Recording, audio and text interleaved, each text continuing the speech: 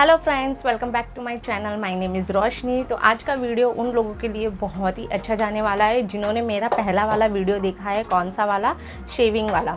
तो जिन्होंने वो वीडियो देखा है उसके बाद का जो मैंने ये वीडियो है वो बनाया हुआ है। इस आपने अगर सोचा है कि इससे आप शेविंग कर रहे हो, यानी कि आप अपने फेस को शेव कर रहे हो इस रेज़र के साथ, ठीक है, इसके बाद का जो रिज़ल्ट है वो भला कैसा होगा, ये जो वीडियो है पूरा उसी के ऊपर डिपेंड है, पूरा इसी के ऊपर मैं बोलने वाली हूँ इस वीडियो में।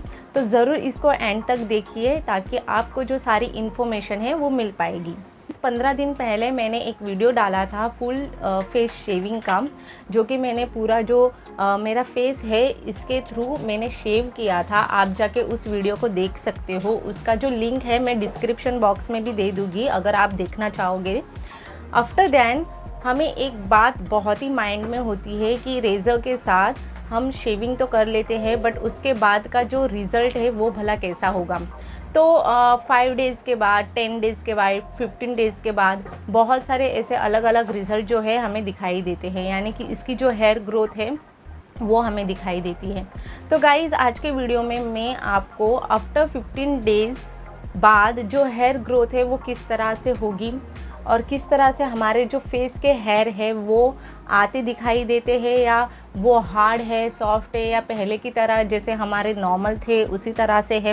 तो ये पूरा का पूरा जो डिटेल है मैं आपको इस वीडियो में बताऊंगी। चलो बिना टाइम वेस्ट किए इस वीडियो की ओर बढ़ते हैं। किया था मेरे फेस का, वो फर्स्ट टाइम किया था, और उसके बाद जो है हेयर ग्रोथ जो है फर्स्ट टाइम करने के बाद किस तरह से होती है ये आपको मैं बताऊँगी। 5 डेज़ में इतनी हेयर ग्रोथ नहीं होती, 10 डेज़ में भी थोड़ी बहुत हेयर ग्रोथ होती है मगर उतनी दिखाई नहीं देती। बट आफ्टर 15 डेज़ या ऑफकोर्स हमें जो हेयर ग्रोथ है वो आसानी से दिखाई देती है। साथ ही साथ जो है हमारे फेस पर वो जो हेयर है, टीनी टीनी हेयर जो है वो आने लगते हैं। तो टीनी टीनी हेयर जो है वो एक्चुअली फेस शेविंग के 5 डेज़ के बाद आना स्टार्ट हो जाते हैं, बट वो जो नॉर्मल ग्रोथ है 15 डेज़ के बाद हमें नॉर्मली देखने को मिलती है कि उसकी जो शेविंग की जो ग्रोथ है वो किस तरह से होती है। तो गाइज़, इस वीडियो बनाने में आप मेरा फेस देख ही रहे होगे, मैंने अभी भी कोई उसके बाद कोई भी शेविंग जो है वो नहीं की है। ये मेरा वैसा ही आफ्टर शेविंग वाला ही फेस है, बट थोड़ा सा मैंने फाउंडेशन लगाया है तो मे बी शायद से इतना दिक्कत नहीं आ रहा है। अगर मैं कुछ पिक्चर्स ऐड कर दूँगी जिससे आपको पता चल जाएगा कि आफ्टर 15 डेज़ अभी की जो सिचुएशन, अभी के जो टाइम में मेरी जो हेयर ग्रोथ है वो किस तरह से हो गई है। हेयर ग्रोथ काफ़ी हुई है, जैसे कि मैंने पहले कहा बहुत ही छोटी मोटी हेयर ग्रोथ हुई है। इसके फ़ायदे और नुकसान जो है वो है कुछ बहुत, जो मैं आपको बताऊंगी। जैसे कि आपको फर्स्ट टाइम जो हेयर ग्रोथ होती है आपके फेस के ऊपर after shaving, so after 15 days आपकी जो हेयर ग्रोथ है वो किस तरह से होगी। नॉर्मली जैसे भी हमारी हेयर ग्रोथ होती है, जैसे कि हम वैक्सिंग करते हैं तो थोड़े थोड़े जो हेयर है वो आना स्टार्ट हो जाते हैं, और वो किस तरह से आना स्टार्ट होते हैं छोटे छोटे करके, और आप उसको महसूस कर पाओगे कि वो थोड़े से कांटेदार टाइप हमें थोड़े से चुभने लगते हैं, टच होने लगते हैं, वो महसूस होने लगते हैं कि उसकी जो है हेयर ग्रोथ हो रही है। तो वो हैंड के हिसाब से भी होता है और फेस के हिसाब से भी सेम ही वैसा है, बट हमारा जो फेस है वो ज़्यादा सेंसिटिव होता है कंपेयर टू हमारे हैंड्स के। जिस तरह से वैक्सिंग के बाद हमारी जो नॉर्मल हेयर ग्रोथ होती है हैंड की, फेस में उसी तरह से होती है। बट जब स्टार्टिंग जो हेयर ग्रोथ होने लगती है तो आप ना थोड़ा सा मतलब महसूस करोगे कि वो थोड़ा सा काटे टाइप ना आपको चुभने लगेगा छोटा छोटा, क्योंकि वो उसकी स्टार्टिंग जो हेयर ग्रोथ है वो होने लगती है। जब 15 डेज़ में आप देखोगे कि उसकी हेयर ग्रोथ जो है वो थोड़ी सी बढ़ रही है, तो आपको इतना महसूस नहीं होगा। वो कांटेदार जो स्टार्टिंग होती है हेयर ग्रोथ वो उतनी महसूस नहीं होगी, थोड़ी सी नॉर्मल होती जाएगी।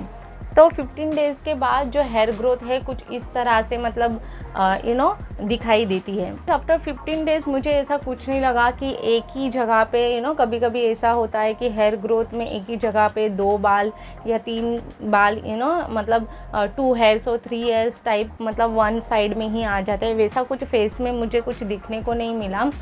जैसे मेरी नॉर्मल ग्रोथ हो रही थी वैसे ही हो रही है। मैंने फ़र्स्ट टाइम किया है फेस शेविंग, तो इसीलिए मुझे ज़्यादा इतना पता नहीं चला, धीमे धीमे जो है वो हेयर ग्रोथ होने लगी है। अभी भी मैं देखूँगी तो मेरी हेयर ग्रोथ जो है वो नॉर्मली है, थोड़े से काटे काटे टाइप है।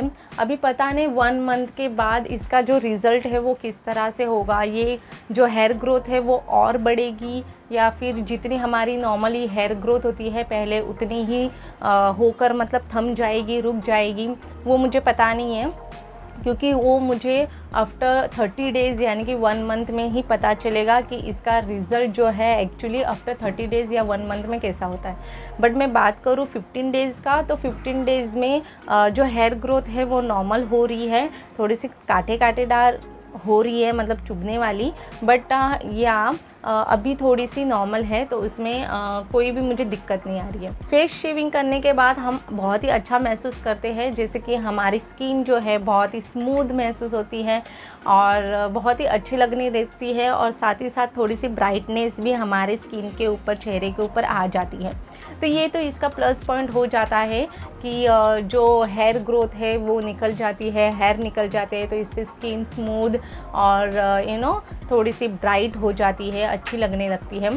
आफ्टर शेविंग के बाद जो है वो नॉर्मली जो हेयर है वो आना स्टार्ट हो जाती है, तो आपकी पहले जैसी स्किन है वैसे होने लगती है, थोड़ा सा मतलब ब्राइटनेस जो है वो थोड़ा थोड़ा कम होने लगता है।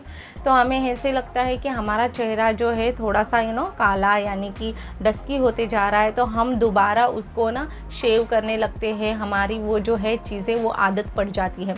बट मैं पर्सनली मेरी बात करूँ तो मैंने फ़र्स्ट टाइम शेव किया था, फेस शेविंग की थी, तो मुझे नहीं लगता मैं सेकेंड टाइम फेस शेविंग करूँगी, क्योंकि मुझे फेस शेविंग करने की इतनी आदत नहीं है। जो मेरा नेचुरल फेस है यानी कि जो भी हेयर के साथ मेरा जो नेचुरल फेस है वो मुझे काफ़ी अच्छा लगता है। हाँ, थोड़ी टाइम के लिए मुझे ये अच्छा लगा था कि पूरा का पूरा जो है हेयर निकल गए थे और स्मूथ स्किन हो गई थी, बट ये 1 टाइम के लिए ही था। Second time I don't think so मैं इसको अप्लाई करूँगी या फिर इस रेज़र का मैं इस्तेमाल करूँगी, क्योंकि बार बार रेज़र का इस्तेमाल करना अपने फेस के ऊपर मुझे नहीं लगता कि ये अच्छा आइडिया है। तो फेस शेविंग के बाद मैंने कौन से ऐसे नेगेटिव पॉइंट्स देखे अपने चेहरे के ऊपर, तो ये जो है नेगेटिव पॉइंट्स में मैं अगर आपको मैं बताऊँगी तो मुझे सबसे पहले फेस पर छोटी छोटी जो है फोड़ियाँ जिसे कहते हैं, छोटे छोटे बम्पी टाइप जो फोड़ियाँ होते हैं टीनी टाइप्स के, वो आने स्टार्ट हो गए थे धीमे धीमे। जैसे कि आप इसमें थोड़े बहुत महसूस कर पा रहे होगे या फिर देख पा रहे होगे इस वीडियो में कि ये जो छोटे छोटे जो टीनी जो होते हैं वो पहले नहीं थे। ये कब आना स्टार्ट हुए? जब मैंने फेस शेविंग की। तो चाहे मैंने उसको मॉइस्चराइज़र लगाया हो, अच्छे से मैंने चीज़ें अपनी स्किन की केयर की हो, फिर भी जब हम शेव करते हैं तो कहीं ना कहीं रेज़र जो है हमारे स्किन पे लग ही जाता है। और एक बार स्किन पर रेज़र लगने के बाद इसकी हेयर ग्रोथ थोड़ी डिफरेंट होती है, तो इतनी स्मूथ हेयर ग्रोथ जो है नहीं हो रही है जैसे कि पहले मेरी थी। तो अभी जो फेस की हेयर ग्रोथ है वो नॉर्मल है, बट या टीनी जो छोटी छोटी फोड़ियाँ जो होती है नॉर्मल से बम्पी टाइप के आ जाते हैं, वो मेरे चेहरे पे आने लगे हैं। छोटे छोटे जितने भी आप देख रहे हो ना, ये आफ्टर शेविंग के बाद जो है वो आना स्टार्ट हो गए। तो अभी तो 1-2 दिन पहले से ये जो है वो स्टॉप हो गए हैं।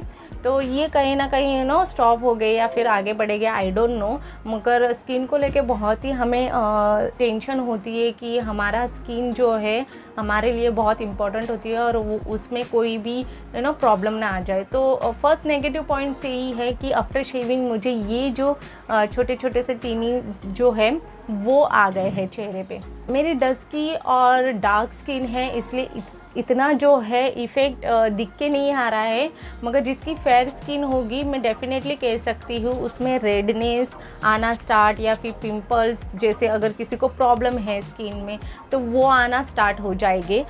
मगर ये ज़रूरी नहीं है कि हर एक स्किन टाइप में हो, यानी कि हर एक की जो स्किन होती है वो डिफरेंट होती है। किसी की हार्ड होती है, किसी की ज़्यादा सेंसिटिव होती है, किसी की नॉर्मल सेंसिटिव होती है। तो डिपेंड ऑन योर स्किन कि आप फेस शेविंग करते हो उसके बाद का रिज़ल्ट जो है अलग अलग स्किन पे अलग अलग असर देगा।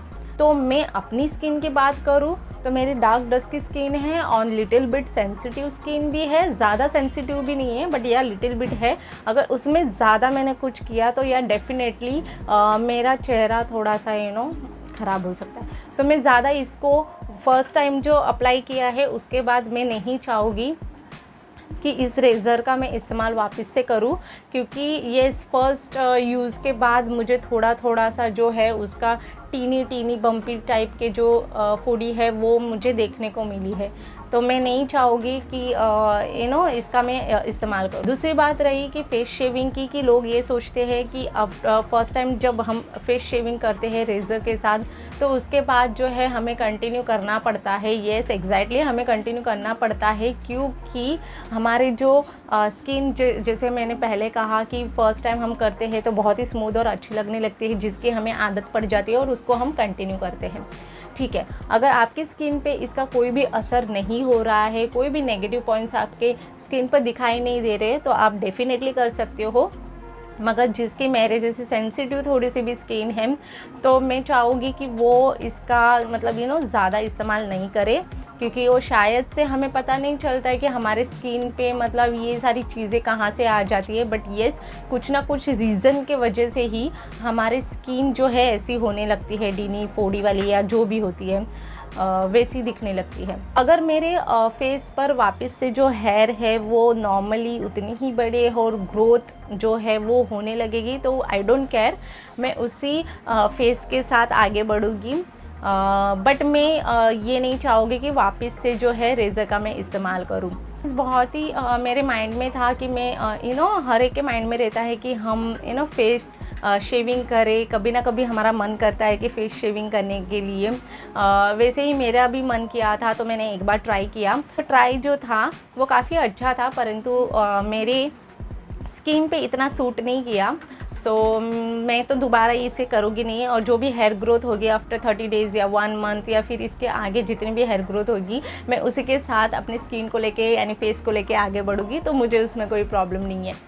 सो आई होप गाइज़ इस वीडियो में आपके मैंने जितने भी सारे डाउट्स है, क्वेश्चन है वे सॉल्व कर दिए होंगे, यानी कि शेविंग के पहले किस तरह से स्किन होती है और आफ्टर शेविंग जो है हमारे नेगेटिव और पॉजिटिव पॉइंट्स जो है वो क्या क्या होते हैं। तो इससे रिलेटेड भी और अगर क्वेश्चन आपके माइंड में हो गए और आप मुझसे पूछना चाहते हो तो प्लीज़ मुझे कमेंट बॉक्स में लिख दीजिए, ताकि मैं उसका आंसर दे पाऊँगी और आपके सारे डाउट और क्वेश्चन जो है वो सॉल्व हो पाएगी।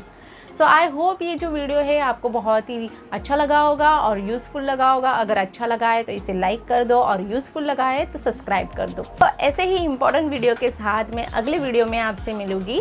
Till then bye bye.